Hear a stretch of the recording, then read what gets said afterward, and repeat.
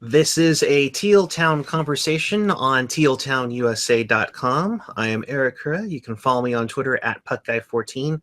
I am joined by my fellow partner in crime, Chris JWS. Yep.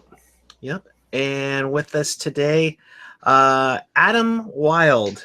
Many of you've seen his work all over Toronto and Twitter. I don't know what to promote first. You on Kiss? You on Breakfast Television? Nope. How would you properly introduce you, Mr. Wylde, sir? Dog is swiping my phone away from me because she's an attention hog, so I apologize. You know what? We could start with the hockey because I guess this, Steve Dangle podcast, right? So I'm on the Steve Dangle podcast. All right, get off the bed. Go on. I'm also on a television show here called Breakfast Television, which is like a morning breakfast show, and I'm also on a radio show, which I literally just finished up. Busy man. Busy, yeah, but good busy. Everybody's busy, right? That's true, and you're living the dream, doing TV, radio, and online. Much kudos to you, and all the time you have to fill it in. And sorry about going off camera here, gentlemen. I had to kick my dog out of the room. Knowing very well that my dogs will probably bark at any time during this show, but they do. Always. Oh yes, always. So let's talk about the big deal here, that Patrick Marleau coming to Toronto after nearly 20 years in San Jose. Your thoughts, and how the heck is it being perceived out in Toronto? Well, I think Toronto's got a really hardcore fan base. So you've got a lot of people who think they know a lot of people who do know a lot, and everybody's got an opinion. And I think that there are several ways that you can look at this. For us, I mean, I think that any free agent signing after Jason Blake and David Clarkson and Pavel Kabina hurts. We're terrified of what we could be getting ourselves into. It used to be in Toronto when there was no cap. It was like, yeah, sign everybody, spend all the money. It doesn't matter. We used to spend piles and piles and piles of money. And management kind of carried that over into the free agency era. And then we got into huge trouble and had 10 years of terrible hockey. And I think, Patrick Marleau, unfortunately, suffers a little bit of the stigma of, oh, my goodness, they spent a lot of money on a guy who's older. And, that's going to be really, really bad for the team. And I think, in all honesty, this deal, anytime you have a free agent, you're going to overpay. The key for me in this particular thing is term. And the way that they've structured his contract is that most of it's bonus laden. So, July 1st every year, he receives a huge fat check. That means that if there's a disaster next year or the year after, which I don't think there will be, but you never know, right? You can never tell with injuries. It's a movable deal. You could call it, and Arizona is the best example of this right now, but you call a budget team, a floor team, and say, listen, we've already paid him his bonus. We just need you to take him off our hands, or he's going to retire. Can you take the cap hit for us, and we'll throw you a draft pick? So that's the absolute worst case scenario. The best case scenario is we're getting the guy that you guys know so well, the leader, the guy who's been there before. He's been in the Stanley Cup Finals. He's still got something left to prove, right? He's still got something. They left some money on the table there when they lost that Cup final 2 years ago, and I think Patrick Marleau wants a shot at that again. And what I like about what his quotes thus far is that he said the team's full of piss and vinegar, and he said so am I. And I love that. I really, really love that, and I think it's going to be fun to watch him skate with this young team. My impression is that Babcock had a lot to do with how this deal came. I don't think many other teams would have offered him 3 years. Does that sound right to you, or what do you think? I think the reason they offered him 3 years is because San Jose matched them on money and term. And San Jose had something that Toronto couldn't offer, which was lifestyle. He's a California boy now, right? Like he's not a Western kid anymore. He's been there for 19 years. It's totally different from Android, Saskatchewan, that's for sure. Yeah, it sure is. So I think, Toronto had to step up to the plate and say, listen, we realize this is what it's going to take to get a guy like you. We want you. We're really serious about you. And evidently, from what's coming out about the negotiations now, and you have to understand, very, very little does in Toronto anymore. It used to be a really leaky ship, and now we don't hear anything. From what we understand, Toronto was right in there with the third year right away. They knew that if they wanted to get him, it was going to have to be, an extra year. And again, it's never the money on a contract that really truly kills you. It's for how long are you paying that money? And, this fits the lease window perfectly. We've got guys that are obviously, the well-publicized guys that are making nothing right now relative to, what a guy like Patrick Marleau would make, who are going to make insane amounts of money in the future. But until that time, we don't have to worry about that. We can spend money on guys like Patrick Marleau. We like to use this out here since he was born out here. San Ramon native Austin Matthews. As you have him on the cheap right now. You have him, you have Marner, you have Nylander, et cetera, that are on such small deals right now, and that won't be in 2 to 3 years' time. And boom, he fits right in, and he seems to be perfect for Babcock's play and for, I mean, I'm guessing he'll be on the wing with Austin Matthews.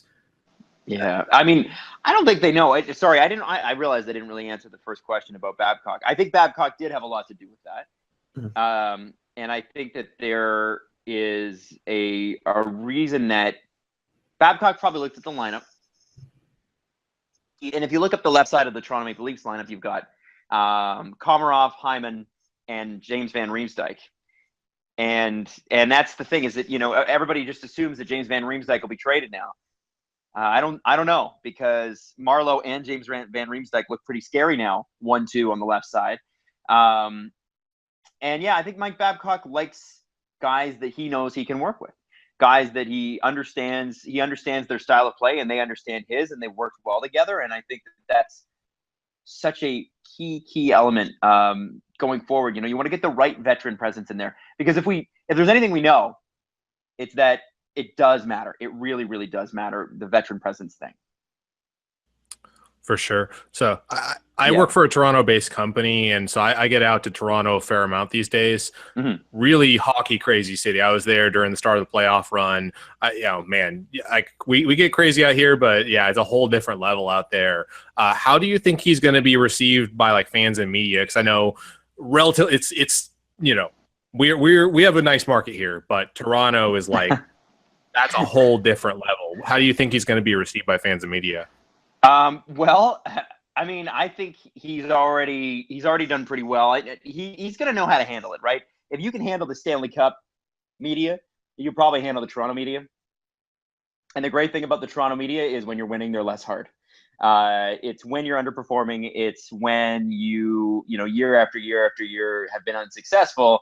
They're going to ask you questions that are unfavorable. And it's so, in sports writing and in sports broadcasting, it is so easy and so much fun for people to take the negative spot. Chances are things are going to go wrong, right? One team wins out of 30. That means that 29 other groups of, 30 other groups of writers and broadcasters and that sort of thing now go, see, I told you we weren't going to win this year. And it's such an easy path to take. So we have a lot of that in Toronto. We have a lot of coverage, a lot of guys that are like that. I think Patrick Marleau is old enough to not care. He's got 4 kids and his wife at home. And, those are the things that matter. It's your teammates and it's your family. It's the younger guys that can struggle with that. And what I think he'll bring to the team is a little bit of that calmness. And I think what Babcock liked too was he's a pro, right? He goes in, he obviously can still skate like the wind. And there's a reason for that. He's still in shape. He is, eating well and taking care of himself and not partying till, 4 a.m. I think that's going to be important. And I think the media will, especially, I don't know, you guys tell me a little bit. He's usually pretty warm with the media, right? Maybe he's not a great quote, but he's usually a pretty nice guy. He's a friendly guy, he's not a big media guy. Like he'll tell, he'll give a response. He'll be honest, but he won't, he's not like one of those guys who just like the media flock to. He's not one of those personalities, but that's never been him. He's kind of like that shy guy that kind of gets asked some questions here and there. So chances are then the Toronto media is going to like him just fine because he's won gold medals and he's a nice person. They tend not to like guys who are introverts because they give him bad quotes. It's like the way they ran Kessel out of town. It was sort of ridiculous. Oh yes, I remember that. that was an interesting one. Puckguy, do you have something?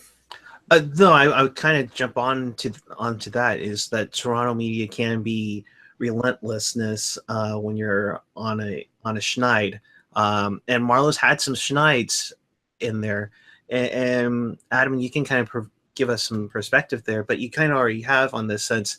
Our broadcaster Jamie Baker was a Maple Leaf for a couple of years, and he's like, they can make you think you're better than you are, and they can make you feel less there than you are, but you never are who you are. In that sense, do you get that sense with the Toronto media in regards to how they treat these players, and how much pressure is he going to have going into Toronto as the big signee, and is he considered like the last piece of the puzzle for the Leafs to kind of end their drought? No, I don't think he is. And I think that's the great thing. They're not bringing him in as a savior, which they've done before. Austin Matthews and Nylander and Marner, those are the saviors. Morgan Rielly's a savior. They're doing it together as a team. But, Austin's the guy. Austin's shouldering that pressure. Patrick Marleau is a piece to add and make the team better. But I don't think anybody's harboring any illusions, despite what Twitter thinks, that all of a sudden we're the Stanley Cup favorites. Yes. We got to get a lot stronger on defense. I think everybody kind of knows that. We've got to have our younger players take a step forward this year. And what I mean by that is it's got to be more than just, okay, Austin Matthews put up 69 points last year. Now he's got to put up 75. It's got to be those guys are back covering the defense. So when we're in games where we're up 2 or 3 goals, we're not giving them up and losing them, which we did a lot last year. We're lucky that we got to 95 points because quite honestly, it should have been over 100. But they blew so many leads, especially early on. And too many games went to overtime that didn't need to. And when you go to overtime, it's like one lucky break, and they didn't seem to get any of them. I think we lost 15 games in overtime. So, that's just a crazy high number, and I think that'll even itself out. Yeah, I remember. Yeah, anyway, I remember ranting and raving about 2-goal leads there. Go ahead, Chris. Oh my goodness. Yeah. So anyway, I think people come in. People have a sense that this guy is, he will probably go on some cold streaks. I remember 10 games into Austin Matthews' time in Toronto, there was an article by a major sports broadcaster here in Toronto that said, "Has Austin Matthews hit the wall?"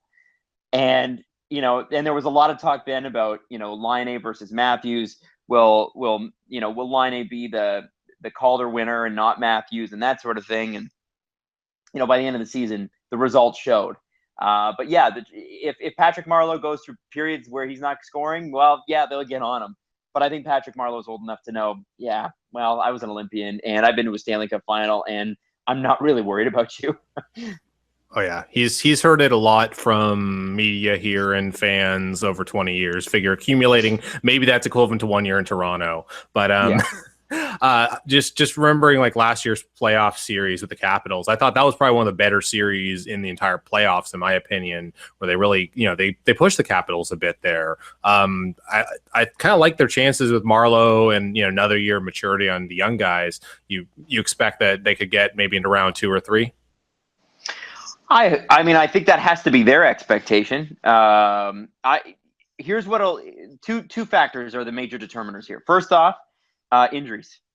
Who is in the lineup? Because if Austin Matthews plays half the games this year that he did last year, Leafs are in a much different position. I think they still make the playoffs, but if he's not playing, that's their number one guy. He is. They have guys that could fill, but I think that's really important. Number 2 is the play of Freddie Anderson. And I think this can go for any team. It's like, San Jose with Martin Jones. When Antti Niemi was the goalie in San Jose, you weren't quite sure what you were going to get. Martin Jones is a phenomenal piece. And, I'm glad that you guys got him on that extension because he's going to be great for a really long time. And that team, even in down years when they're retooling, which will come, he's going to give them a chance to win every single night. And I think Freddie Anderson in his second year, with all the ups and downs of last year behind him, and probably a little more steady defensive core, will perform better. And I think, our hope hinges really truly on him. Definitely.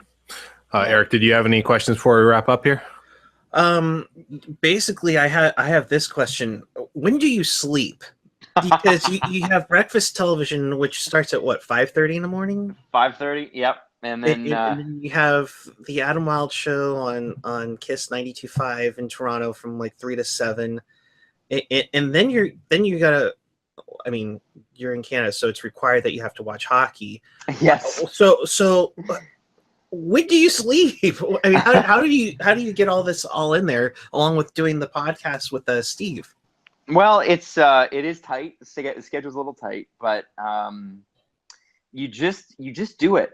I mean, I don't sleep very well. Like last night, I'll tell you, for instance, last night I was up. I went to bed at 9. I woke up at midnight and couldn't fall back asleep. So about 2 a.m., I've sat there with my eyes open for 2 hours. And I'm like, okay, you know what? I'm just going to get up and play video games until 4, and then I'll take a shower and go to work. And that's what I did. So I was up for 8 straight hours from like midnight to about 9 a.m. And then I came home, took a 3-hour nap. We did the 2-hour podcast today, and then I just finished the 4-hour radio show. Oh, gosh. And still feeling okay. So yeah, I think it's just you love what you do, right? And so sleep becomes secondary, even though you really need it. And I definitely have like put on a few pounds and that sort of thing, because if you're not sleeping, you'll gain weight. It's just kind of the fact of life, and I have.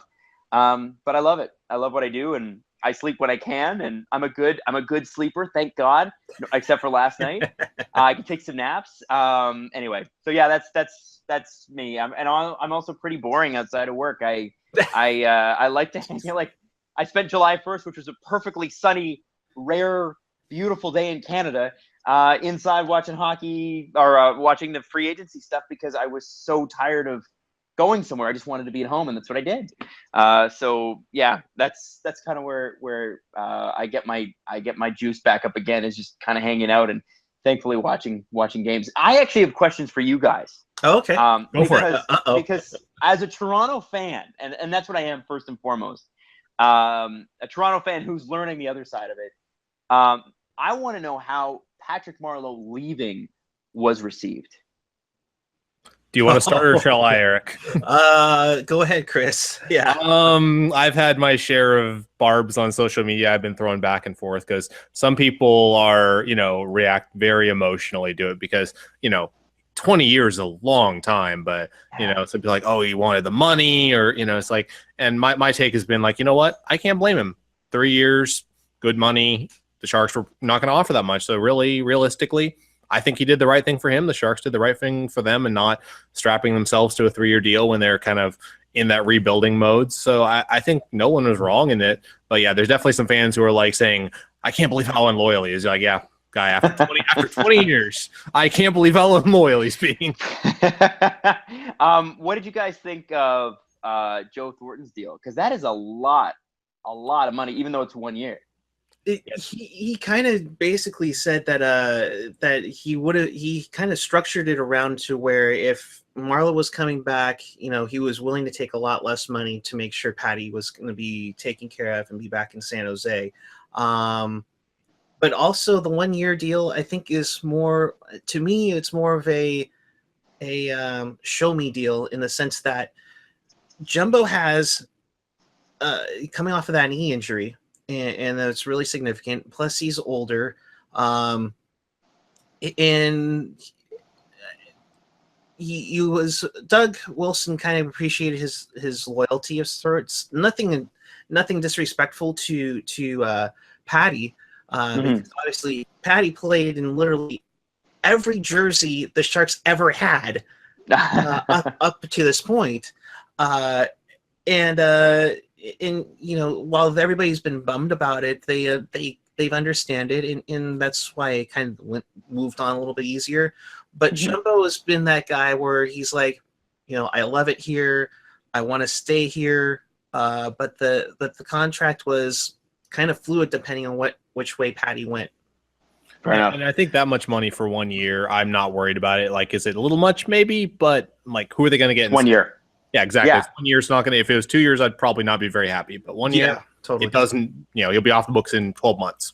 That's it. And like I said, term is what kills you, man. It's the term. It's always term. And those no trade clauses with term. Those are the ones that really kill you. Yeah, like Dustin Brown. Oy. Those were evil words in San Jose. We were talking about that particular contract today on the Steve Dangle podcast, and I cannot believe that contract goes till 2022. that is crazy. It's crazy when you think about it.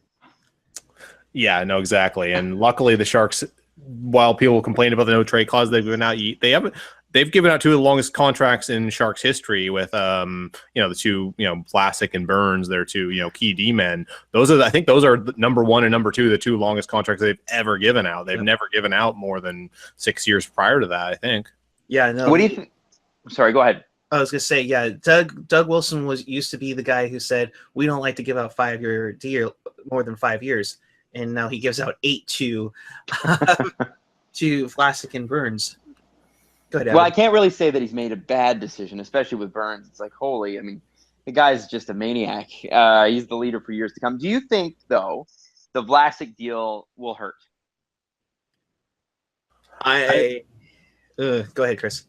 I think might be a little high. I'm kind of looking at similar contracts, and I haven't really finished looking, but I think the main thing with Vlasic though is it's going to be hard to measure his production because his production is becoming a black hole for opposing forwards. Like that's really what he does. His thing is he takes up 20 to 25 tough minutes every night. Like, he'll be the guy who starts in the defensive zone constantly, plays against Sidney Crosby, Alex Ovechkin, Austin Matthews. He'll play against all the best of the best of the best every single night. And it's hard to measure that value when it's measured in like guys don't score as opposed to goal scoring. It's easy to look at a guy scoring 40 goals like, oh yeah, that guy worth the money. Whereas Vlasic, like, you have to look a little deeper into the metrics and look at all the zone starts, all the tough situations, how many really tough minutes he's logging, and then you're like, you can kind of see the value there. And it's hard. It's really hard to measure that one. But yeah, I definitely understand why looking at it is like, man, that's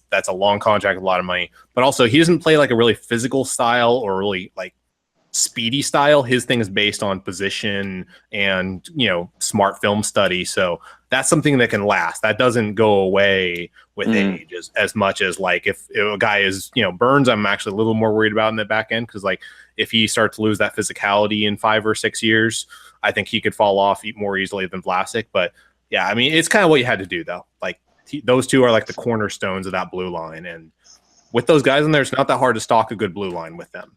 No, exactly. Well, and they can both play 25 minutes a night, so that's kind of important too. I mean, it's really special. We don't have, like, you guys have two guys like that. We don't have one, and that's not a diss against Morgan Rielly. He might become that, but those two guys are very, very, very special players, and pretty rare that you get two defensemen from one team on an Olympic team like Canada too. Canada's kind of a stacked team. Both those guys are on it. Yeah, exactly. And they both play different styles of game and pretty much different lifestyles, everything. Burnsy, obviously, we've seen the cover shoot of ESPN magazine with the beard and tattoos and everything. Vlasic's kind of like the laid back. In a sense, he's almost like Patrick Marleau, where he's kind of laid back, he's kind of quiet, he doesn't stand out, and just does his thing, and quietly goes about his day. Those two are the yin and yang of defensemen, really. It's amazing. And you need that. Especially, Chicago sort of had that with Chalmerson and Keith and Seabrook, but Seabrook's starting to look like, he had an off year last year. We'll see if he rebounds. But, that's what you kind of want. You want those two big guys, and then you can kind of fill in around them with serviceable pieces because those guys are studs. But what do you think we're getting in Patrick Marleau? Like, what did you see last year and the year before, and what do you think Toronto's in for? I'll go first real quick. So I would say probably a 20 goal scorer, 30 if he just has a really dang good year. he is streaky in the sense that almost every scorer is streaky. He's not a big assist guy, so it's like you'll have longer droughts because goals, you know how they go. Like you can do everything right and just keep on getting stonewalled. It happens sometimes. So he's a little more streaky than, someone who's a little more balanced assist to goals, but you'll probably get 20 goals out of him, probably get, 15 to 20 assists. I think you'll get a pretty solid, guy who's a solid winger, still fast. He can still make guys look silly. A couple times a year, he will just put on the Jets and make some defenseman go, "Oh, what?" I forget who he did it to this year. It was a pretty good defenseman. I'm blanking on it, but he's done it. He does it a couple times a year where just like some guy gets caught flat-footed and he's gone. Just like he'll shoot past him. So I think he'll give you consistency as far as like just guy who can apply some pressure. It's a good power play player. He can play shorthanded still very fast. I mean, that's what I would say. What do you think, Puckguy? Yeah, I mean, it's Chris kind of hit it right on the head. You're going to get 20 goals throughout the year. I mean, you might get 6 within the first 15 games, but then he might go cold, in the next 10. And that's going to be the interesting part that we watch out here is how that gets perceived out in Toronto. Unfortunately, the media out here is, it's all gaga for Warriors, Giants, and football, which is why we do this thing out here. But for Patty, I mean, you have that 10, that streakiness, and then the next game he scores 4 goals against Colorado. So he can turn it on in a switch, and along with his speed is for 38. He's probably the best. He's probably the fastest 38-year-old I've seen, and he's got it. He can play whenever, wherever, and with the association with Babcock, I think it's only going to accelerate his ability. So you guys have a good player, and with a good centerman, which I think he'll be with Austin Matthews. That's only going to accentuate how well the Leafs will be this year. Well, here's hoping. Well, guys, thanks so much for having me today. I really appreciate it. Yeah, absolutely. We really appreciate you jumping on. Like, I IM'd you, or not IM'd, tweeted at you, I guess, the other day, and you responded really fast, and really appreciate you jumping on here with us because we've been seeing who we can get to talk to from Toronto because we don't normally talk to a lot of Toronto people because other we don't play each other much. Yeah, we don't play each other much, but now we have an interesting connection there, so we may have to get in touch with you guys again and see what's up. Well, anytime, gentlemen. It was a pleasure to meet you both, and thanks so much. And let me know when the show comes out so I can pump it out to everybody because I know there are Sharks fans who are dying for a Sharks podcast. So this is great. Yep, definitely. Thank you. Definitely, thank you.